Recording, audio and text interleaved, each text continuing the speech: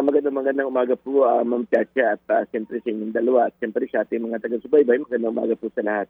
Thank you po sa inyo pong oras ngayong umaga. Ito nga po, Kamodi, last week sinabi po ninyo na hindi po titigil itong mga kilos protesta hanggat hindi inaalis ang excise tax, maging ang VAT, at hanggat hindi po binabasura ang oil deregulation law. Meron na po bang nakaamba ulit na kilos protesta ang grupong Piston?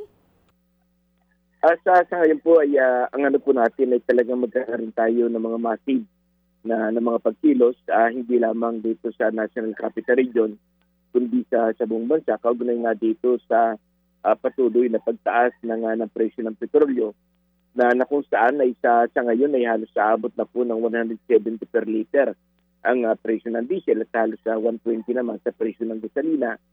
Ang LPG po natin ay batay po sa mga ilang datos, kaya halos nasa 1,670 na yung LPG. Kaya ang sinasabi natin ay dapat ang gobyerno talaga ay nagkakaroon ng malinaw na solusyon kaugnay dito sa kasalukuyang dinadanas po natin. At ang isang mungkahi nga po natin, Ma'am Chacha, yung kagyat na pagsuspindi nga dito sa excise tax at saka dito sa VAT salanisa sapagkat malaki ding epekto itong usapin ng matataas sa buwis sa produktong petrolyo na kung saan ay lalong nagsasuffer yung ating mga driver at operator at yung ating mga mamamayan. Kamodi, itong binabanggit ninyo na magkakaroon ng mga kilos protesta, meron na po ba tayong timeline o kaya date kung kailan po ito mangyayari? At mas malawak po ba ito kaysa doon sa nakaraang linggo na nangyari din pong kilos protesta? Inaasahan po natin na mas malaki yung saklaw sapagkat halos lahat ng mga pampublikong transportasyon at yung mga individual na mga pribado ay nagpapaabot po sa atin sapagkat hindi na rin talaga nila kayanin yung masyadong mataas na presyo ng petrolyo. At bukas po ay magkakaroon po tayo ng mga kalampagan sa ilang bahagi dito sa NCR at sa ibang region.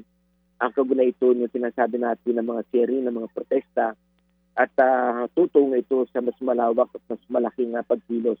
Hindi lamang ng mga jeepney, kundi lahat ng mga pampublikong transportasyon at kasama yung ating mga commuters, yung ating mga mamamayan. Yung pag sinabi po nating mga ngalampag bukas, gaano po kalawak yun? Ano yun? Tigil pasada po ba ang gagawin natin bukas?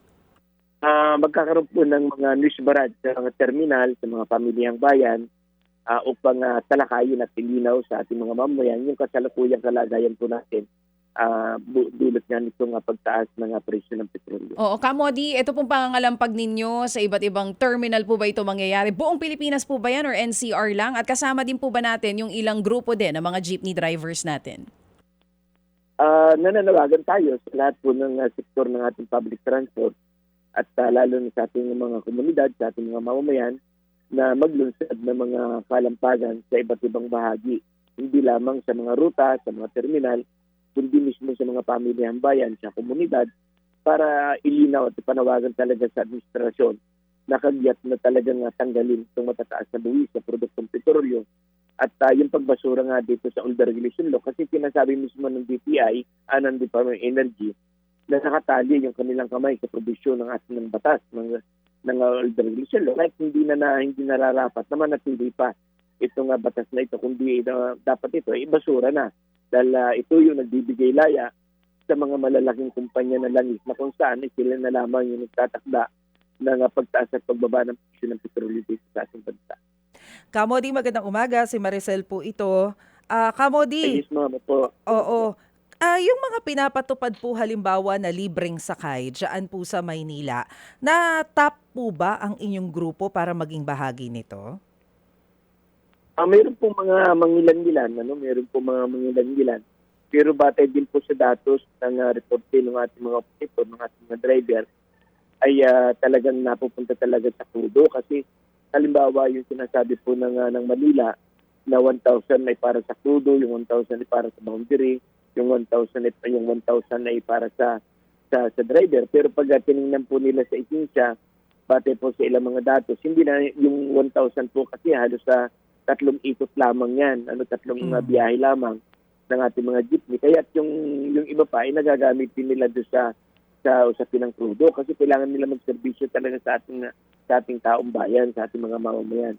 At ito pong mga libreng sakay na iniano ngayon ay hindi naman talaga ito yung magre-resolba doon sa kasalukuyang kalagayan ng ating sektor, ng ating transportasyon, siyempre ng ating mga mamamayan, sapagkat anong saysay ng libreng sakay kung tuloy-tuloy din naman na tumataas na yung presyo ng petrolyo. Ito po yung ito yung ugat Ito yung ugat po ng krisis na dinadanas po natin sa kasalukuyan.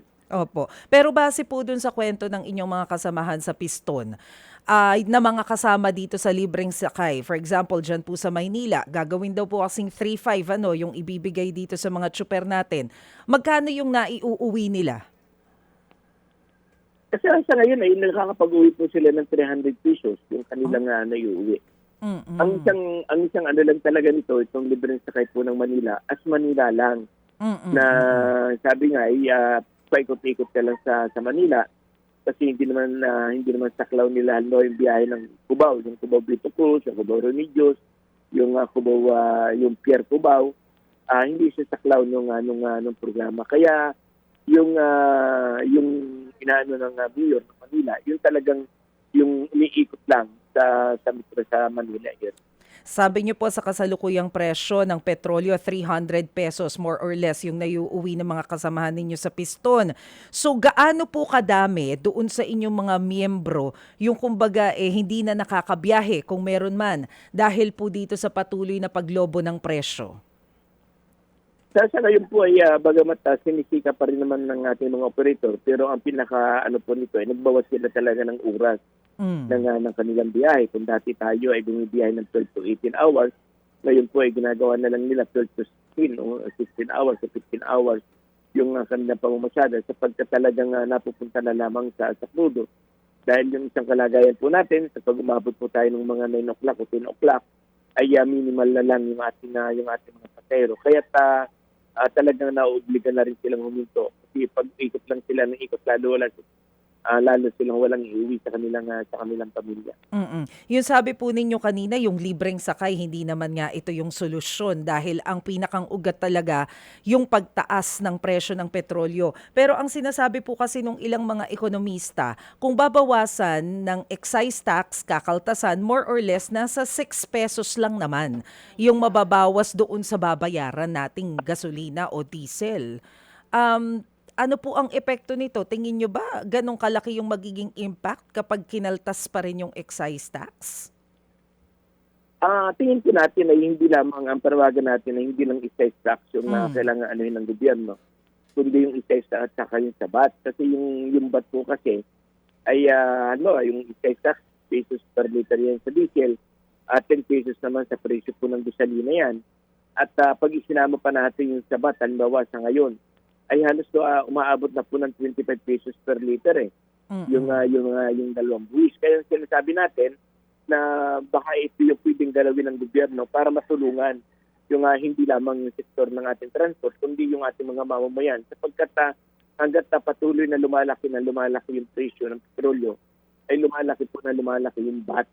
Dahil ito ay nakabatay nga sa presyo, yung usapin po ng VAT. Pero sa atin, ay ang tingin natin, ay ito yung kagyat na pwedeng gawin po ng ating pamahalaan. Pero bagamat kayo po mayat-maya nasa kalsada, nangangalampag, nagkaroon na po ba kayo ng dialogue with the Department of Energy and Department of Transportation recently para kumbaga formal at opisyal yung inyong pakikipag-usap bukod doon sa inyong pag-iingay po sa kalsada? Ang isang malaking problema ay yung mga ahensya po ng gobyerno ay hindi tayo inimbitahan. Hindi tayo inimbitahan. Nakaharap po natin yung Department of Energy ay nung nagkaroon po ng hearing sa Senado. Doon lang po natin sila nakaharap sa hearing ng Senado. Pero yung pinatawag tayo na para mag-usap at magtalastasan kaugnay nga sa kalagayan natin ng public transport, ay wala pong ganung inisiatiba ngayon sa pamahalaan. Hindi po kayo inimbitahan pero meron po ba kayong kumbaga official request mula po dito sa mga official natin sa Energy and Transportation Department? Ang sinasabi po natin, bukas po tayong makipag-usap sa kanila. Namomonitor po natin na nagkakaroon sila ng mga meeting pero yung ibang sektor po ng transportasyon, yung po mga nag-consolidate, yung pumasok sa corporation, sa mga partiba, basta ito po yung kanilang iniimbitahan. Pero yung mga hindi po nagka-consol, yung ating halimbawa sa bahagi po namin, hindi po kami ini-invite. Oo. Kamodi, si Chacha po ulit ito. Ay, ibig niyo pong sabihin, ang grupong Piston, simula nung magsimula po yung sigalot sa Middle East, hindi kayo kailanman na ipatawag ng LTFRB? Wala pong nagaganap na pag-uusap sa kasalukuyan. At sabi ko nga po, nakaharap lang natin yung Department of Energy. Oo, ay yun nga po yung nagkaroon binanggit ng nyo. hearing sa Senate. Oh, so Opo. sino Pero po? yung iba nga hindi po. May binabanggit kayo, may ilang grupo na nakaharap na nila ang LTFRB o maging ang DOTR o ilang ahensya ng gobyerno. Bakit po hindi kayo kasama? Yun ang hindi po natin na maintindihan dahil sanay naman tayo na lagi-lagi tayo hindi in-invite ng ahensya ng gobyerno. Mm-mm. Dahil alam naman nila yung ating pong posisyon Mhm. ay nakabatay talaga doon sa interest ng ating mga mamamayan. Mm. Kaya namumonitor po natin sa mga social media, nagkaroon po ng nagkaroon po ng pag-uusap, yung ibang transport sector, Mm-mm.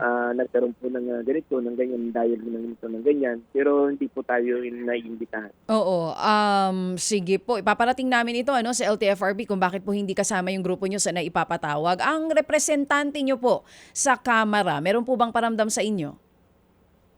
Sa ngayon po ay mayroon pong bill na sinusulong yung Makabayan Coalition, yung ating mga kasama sa mga tinatawag ng Makabayan.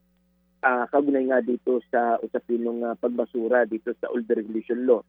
At yung huling datos natin ay halos nasa 50 mga congressman na yung pumapabor dito sa pagbabasura nga dito sa old regulation law sapagkat halos sa 28 years na, magto-29 years na mamayagpag ito nga batas na ito na kung saan ay 29 years na rin tayong patuloy na pinapahirapan. May mga House bill po na isinusulong po sa loob po ng Kongreso. Oo, pero meron na rin pong doon sa usapin po ng excise tax, doon sa usapin po ng VAT. Opo. Meron na po rin mga House Yes, may bill mga na nakahain na nga po sinusulong doon. po. Oo. Opo. Kamodi, ang tinutukoy ko yung talagang representante ng mga drivers. Di ba meron ba ngayon sa Kamara? Hindi po ba nagpaparamdam po sa grupo ng mga jeepney drivers? Wala pong patawag. Wala pong patawag yung Committee on Transport ng Kongreso. Okay, sige po. Panawagan niyo po finally sa ating gobyerno dahil nga bukas may nakaamba na naman pong taas presyo sa diesel at sa gasolina. Sa atin ay ang kagyat na panawagan natin sa pamahalaan kay Bongbong Marcos ay kagyat na ibasura ang old regulation law, tanggalin po ang excise tax sa tambat sa langis at kagyat na magkaroon ng rollback balik sa dating presyo na 55 pesos bago nagkaroon ng agresyon ng Estados Unidos. Oo. At tayo ay nananawagan din sa ating mga mamamayan na talagang kailangan po natin magkaisa, kailangan po natin kumilos para labanan itong mga seri ng mga pagtaas ng presyo ng petrolyo dahil lalo na sa ngayon ay lalong hindi na makaagapa yung maliit na kita at sahod ng ating mga mamamayan. Magkaisa po tayo at buligligin po natin ang Estado. Maraming salamat po Modi Floranda, ang National Salamat President po po, ng Chacha. Grupong Piston. Mga kapatid, para sa iba pang mga balita at impormasyon, sundan niyo po kami sa X, Instagram, Facebook at syempre sa TikTok, True Network PH. Mag-subscribe din po kayo sa aming YouTube channel, True Network. May website din po tayo, truenetwork.ph. At pwede nyo rin po kaming mapanood sa Channel 19 ng aming True FM TV. Lagi pa rin makinig sa radyo dito po sa 105.9 True FM dahil dito, laging true sa'yo, kapatid. Dito tayo sa totoo, tunay at tapat.